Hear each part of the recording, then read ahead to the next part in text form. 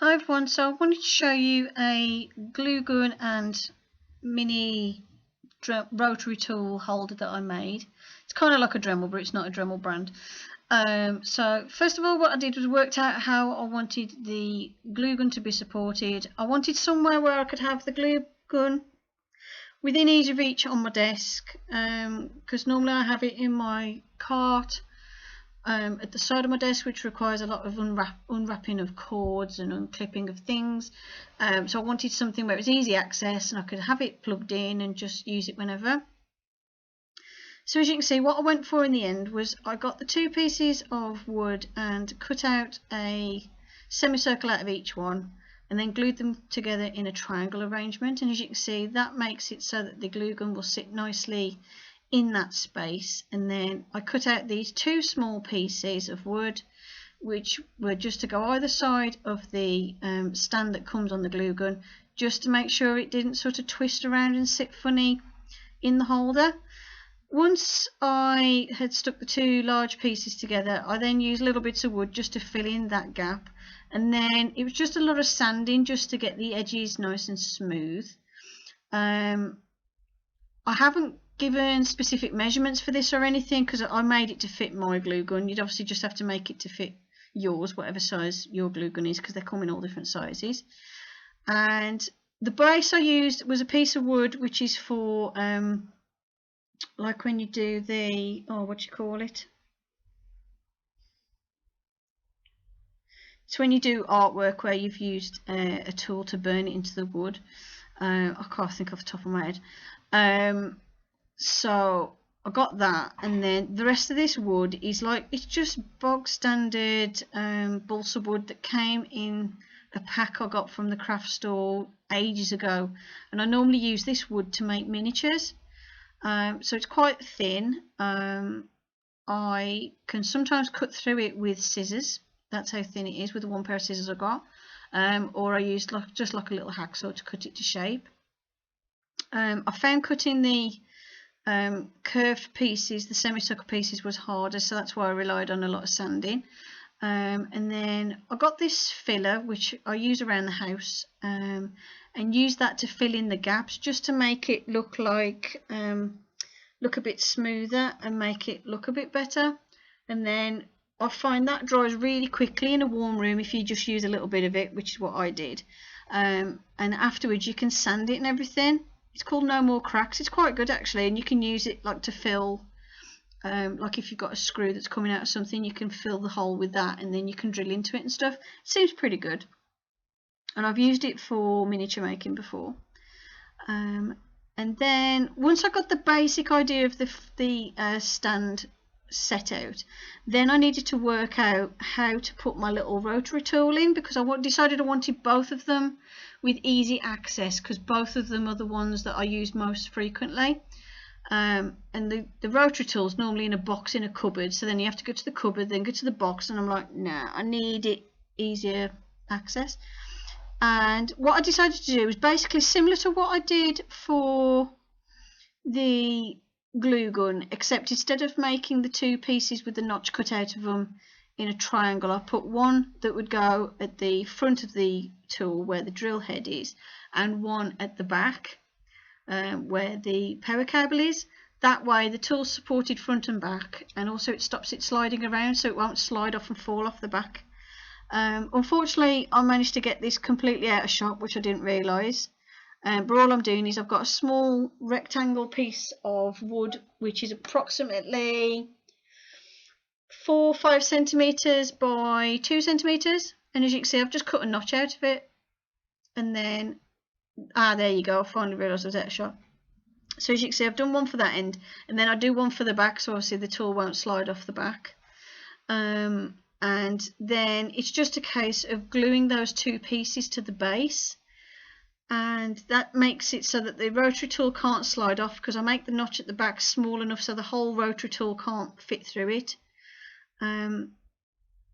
At this stage I'm just working out how exactly I wanted to make it at the back to stop the tool from falling off from the back, because the idea is this is going to be secured to my desk, so that the tools are there the whole time. I went through with a couple of ideas and then just decided to do a simple little rectangle with a notch through it. And the second rectangle is about 1.5 centimeters by 4 roughly, so it's smaller than the first one, because I wanted it so it was slightly angled so that the end where you put all the attachments is more supported than the back, because the back piece is just to stop it falling off my table and sliding off the stand. So I cut out the little notches just using my craft knife with this, and then it was a case of sanding it all down, and as you can see that works by stopping it sliding around and also supports the back end of the tool as well. And then after a brief sanding just to make sure that the base was as level as possible, because I had cut this a bit weird, I then glued that into place as well. And then once that was glued into place, I then checked that it worked and everything, and I just used my glue gun just to smooth down the glue all around the edges, so it's a nice seal of glue around the whole thing, but also so it's not all like blobby and lumpy. And then as you can see, that holds the rotary tool fine and holds my glue gun fine. Then I decided I wanted to add some bits to it, so I decided I wanted a little holder for some of the attachments that I use most frequently in this. This is only a cheap rotary tool. It's nowhere near as good as like a Dremel or something. So it did take a while to drill through this. It's not very good. The motor in it's very weak. I find it's fine for drilling through resin pieces, but to drill through wood it really struggles.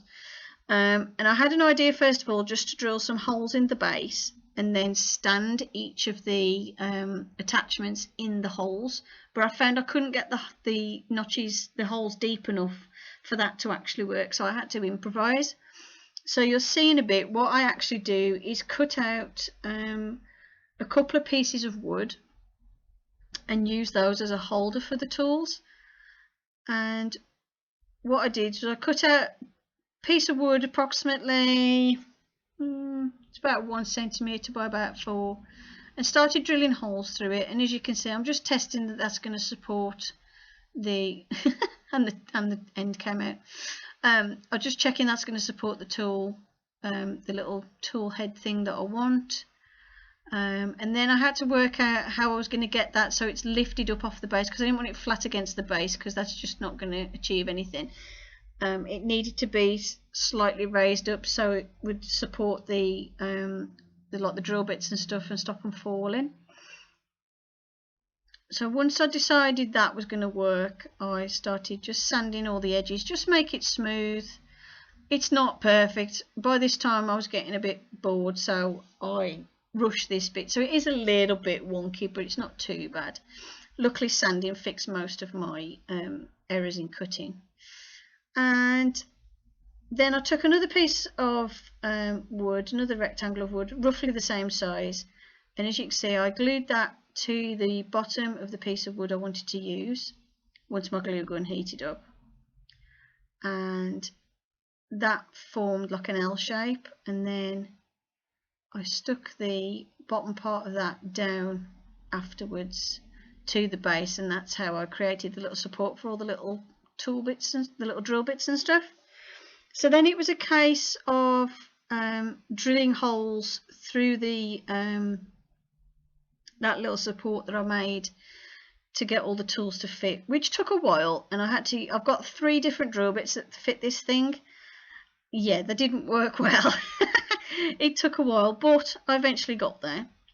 And then I stuck on some skulls and did some details using my hot glue gun like I've done before for other projects, and then painted the whole thing black. I also made a little compartment for the drill bit heads to go in, and then using the metallic luster wax stuff that I like to use, I went over all the details that I'd put onto the stand with hot glue.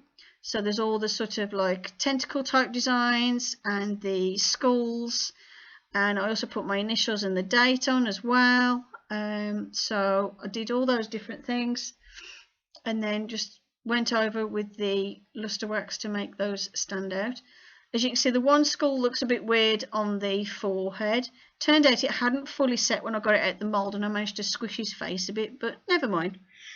And I decided to obviously add this bit of design to it because I didn't want just a plain boring bit of wood as my stand. I like to make everything look a bit gothic-ified, so this is the design I decided to do. And the skulls are just resin skulls that I've cast in my mould that I've got, and then I stuck them onto the holder with hot glue.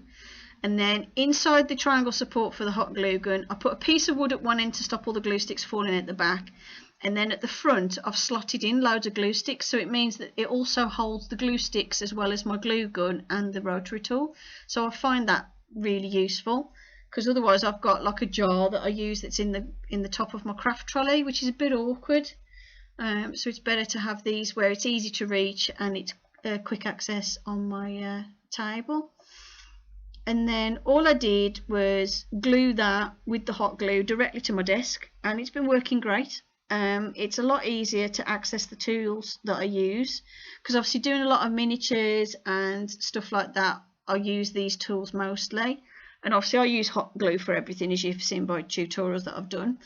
So yeah, that's it. That's how I made my hot glue gun and rotary tool holder. Hope you enjoyed the video. Thanks for watching, and I'll see you in the next one. Bye for now.